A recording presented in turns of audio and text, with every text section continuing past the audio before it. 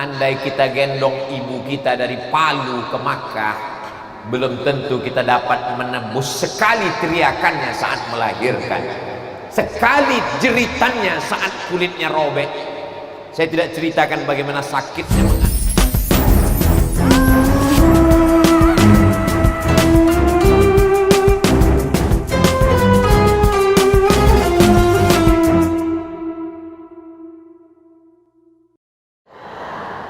Empat. Ini tausiahnya sampai berapa lama Pak Ustadz? Sampai saya lihat ada yang menguap. Saya kalau ceramah tausiah itu saya perhatikan semua. Begitu ada yang menguap 2 orang, demikianlah tausiah ini saya sampaikan. Yang keempat, apa kata Nabi Shallallahu Alaihi Wasallam ketika datang seorang perempuan, seorang laki-laki mau ikut perang. Kalau aku ikut perang nanti aku akan mati syahid. Kalau aku mati syahid tidak merasakan sakitnya sakaratul maut. Kalau aku mati syahid tidak merasakan azab kubur. Kalau mati syahid langsung masuk surga. Nabi bertanya, alaka min ummin, ibumu masih hidup? Kata dia, iya. Ibumu di mana? Ada di rumah. Apa kata Nabi? Ilzam rijlaiha, kau urus kaki ibumu, falakal jannah. Ilzam rijlaiha, kau urus telapak kaki ibumu, kau masuk surga. Tidak perlu kau perang, tidak perlu kau mati syahid, cukup kau pulang ke rumah, kau urus ibumu, kau akan masuk surga. Anak-anakku dimanapun berada, urus ibu kalian, kalian akan masuk surga. Buat ibu kalian seperti raja, maka rezeki kalian akan dibuat seperti rezeki raja-raja. Saya pulang dari Maroko 2008, serumah dengan ibu saya 11 tahun sampai 2019. Hari Sabtu saya izin ingin pergi berdakwah ke Madura. Hari Sabtu saya bawa beliau jalan-jalan karena hari terakhir libur. Hari Ahad saya pergi ke Madura, hari Senin beliau meninggal dunia. 11 tahun. Jadi kalau ada orang mengeluh ke saya, Ustadz Somad, ibu saya ini sudah saya kasih makan, dia pergi ke tetangga, katanya nggak ada makanan di rumah. Ibu saya sudah saya belikan baju baru, dia pakai kaos bolong, katanya anak saya nggak perhatian. Kau sudah berapa lama dengan ibumu? Baru 6 bulan. Nih 11 tahun dengan ibu. Kunci dengan ibu, diam. Kalau dia ngomong, diam. Kalau dia marah, diam. Kalau dia berhenti, tanya lagi. Ada lagi tambahan, Ma. Saya tidak kaya, saya tidak hebat, tapi tidak terlalu susah untuk menjalani hidup. Saya manusia biasa saja. Banyak yang lebih cerdas, banyak yang lebih pintar, banyak yang lebih sukses. Tapi apa yang saya alami hari ini, saya yakin adalah doa dari ibu saya. Dan ketika dia meninggal dunia 18 Maret 2019, saya pikir hidup saya sudah berakhir. Ternyata doanya tetap berjalan walaupun sudah meninggal dunia. Maka saya buat yayasan Hajjah Rohana, ibu saya, sampai hari ini berjalan pondok pesantren, santunan yatim, fakir miskin, duafa, membangun masjid, bahkan rumah pun saya buat besar-besar di depan pintu, rumah Oma, karena kami orang Melayu memanggil emak itu Oma.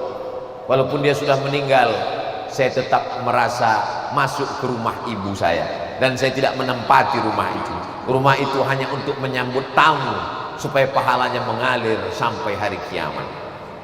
Begitulah tak putusnya. Kenapa Ustaz lakukan ini?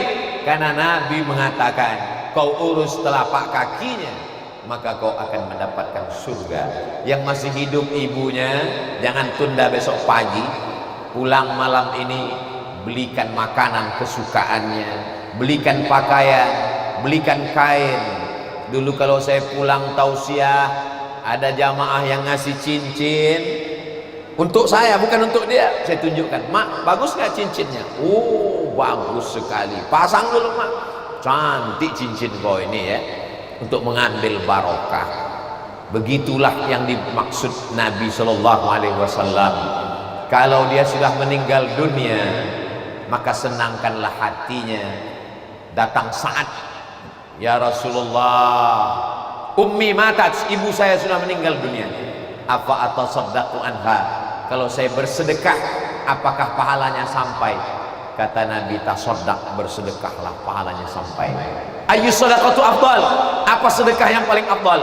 Kata Nabi, saqyul ma, memberikan air minum. Saat menggali sumur, sumurnya dia wakafkan, mengalir sampai hari kiamat. Tapi di Palu tidak perlu lagi sedekah air, karena sungainya sudah melimpah air. Hujan tadi malam, Masya Allah tabarakallah, bersedekah batu bata, semen, kerikil, AC, kipas angin, kosen pintu, bangunkan masjid. Itulah yang akan menolong di hadapan Allah. Mudah-mudahan Allah limpahkan rezeki supaya kita bisa berbakti pada ibu, insya Allah. Amin. Sudah muncul pertanyaan. Masya Allah, tadi saya tegak di sini jam 8:30. Sekarang sudah jam 9:40. Rupanya udah 40 menit saya tegak berdiri. Saya lanjutkan dulu sampai 7. Nanti setelah 7 baru saya jawab pertanyaannya. Yang kelima, ada orang tidak jumpa dengan Nabi, tidak perang dengan Nabi, tidak sholat dengan Nabi, tapi sahabat Nabi disuruh minta doa kepada dia. Kata Nabi, ada seorang laki-laki di Yaman. Sekarang dia sedang berada di Yaman. Nanti setelah aku meninggal dia datang kemari. Kalian sahabatku minta doa sama dia, doanya makbul. Sahabat heran, kami yang perang dengan engkau, kami yang sholat dengan engkau, kenapa doa dia lebih makbul? Nanti setelah dia datang kalian baru tahu. Nabi meninggal baru dia datang. Ternyata dia adalah Uwais Al-Qarni. Kenapa dia tidak datang menemui Nabi? Karena dia menggendong ibunya, menjaga sampai akhirnya dia datang ke tanah suci Makkah. Dari Yaman ke Makkah menggendong ibunya. Andai kita gendong ibu kita dari Palu ke Makkah, belum tentu kita dapat menembus sekali teriakannya saat melahirkan, sekali jeritannya saat kulitnya robek. Saya tidak ceritakan bagaimana sakitnya mengandung dan melahirkan. Nanti kalau saya ceritakan, ibu-ibu nggak ada yang percaya. Macam pernah aja Ustaz Somad. Tapi ibu itu diceritakan dalam Quran, wahnan ala wahnin, lemah di atas lemah. Masuk surga, dikabulkan doa, karena seorang ibu kalah bertemu dengan Nabi hanya dengan menjaga seorang ibu. Yang keenam, ya Rasulullah, ya Allah, ya Rabb, nanti kalau aku masuk surga sama siapa? Kata Nabi Musa alaihissalam, kata Allah, kau pergi ke pasar, nanti di pasar kau akan menemukan seorang tukang daging, dialah yang masuk surga bersamamu. Sampai di pasar Nabi Musa melihat ada tukang daging. Dia heran, masa tukang daging ini yang masuk surga bersamaku? Bukan ulama, bukan mujahid, bukan orang mati syahid yang masuk surga bersama Nabi Musa, tukang daging. Nabi Musa penasaran, dia ikuti si tukang daging. Selesai jual daging dia pulang ke rumah. Sampai di rumah daging dia potong-potong. Selesai itu dia kasih bumbu, dia masukkan ke periuk, dia aduk. Setelah selesai dingin dia suap ke ibunya. Setelah selesai ibunya makan, ibunya berdoa, ya Allah, masukkan anakku ke dalam surga bersama Nabi Musa. Masuk surga bukan karena amal, masuk surga karena doa seorang ibu. Pernahkah ibu mendoakan anak ibu, ya Allah, kau masuk surga bersama Ustadz Abdul Somad dalam surga Jannatul Firdaus?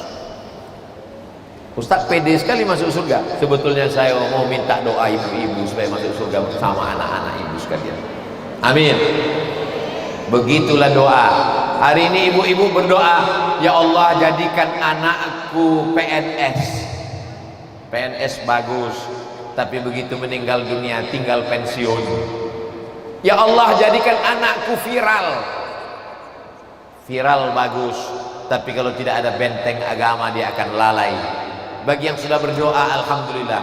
Bagi yang belum berdoa, doakanlah. Masukkan anakku ke dalam surga bersama Nabi Muhammad sallallahu alaihi wasallam, bersama Sayyidi Al-Habib Sayyid Idrus bin Sagaf Al-Jufri. Mudah-mudahan anak kita bersama para habaib, bersama zuriat Rasulullah sallallahu alaihi wasallam. Yang ketujuh, ada seseorang laki-laki pulang ke rumah membawa air susu kambing 1 botol. Sampai di rumah istrinya lapar belum makan. Sampai di rumah anaknya menangis kelaparan. Dia pegang air susu kambing menunggu ibunya bangun. Dia pulang, ibunya sudah tertidur. Jadi ibu-ibu zaman dulu itu tidurnya cepat. Ibu zaman sekarang tidurnya lama karena ada drama Korea. Kecuali ibu-ibu di Palu, mereka malam ini semuanya mendengarkan pengajian. Malam besok baru diulang lagi. Dia tunggu ibunya terbangun. Setelah terbangun baru dia berikan ke ibunya. Sisanya baru dia berikan ke istri dan anaknya. Suatu hari dia terjebak di dalam gua. Hadis ini ada dalam Sahih Al-Bukhari, hadis tersahih di antara kitab-kitab. Sampai di dalam gua dia terjebak gelap. Dia pun berdoa kepada Allah, ya Allah, amalku banyak, tapi amal yang paling kuingat, aku membawa air susu. Tidak aku berikan ke istriku, tidak aku berikan ke anakku. Kutunggu sampai ibuku terjaga. Setelah itu baru aku berikan. Kalau memang doaku makbul gara-gara baktiku kepada ibu, bukakanlah pintu gua. Pintu gua terbuka karena bakti kepada ibu. Jadi kalau selama ini doa kita belum terkabul, mungkin ada satu yang belum dapat. Makanya kata Nabi, ridallah fi ridal walidain. Ridha Allah terletak pada ridha kedua orang tua. Tapi di antara ayah dan ibu, yang paling besar ridhonya ada kepada ibu. Maka mulailah dari mereka.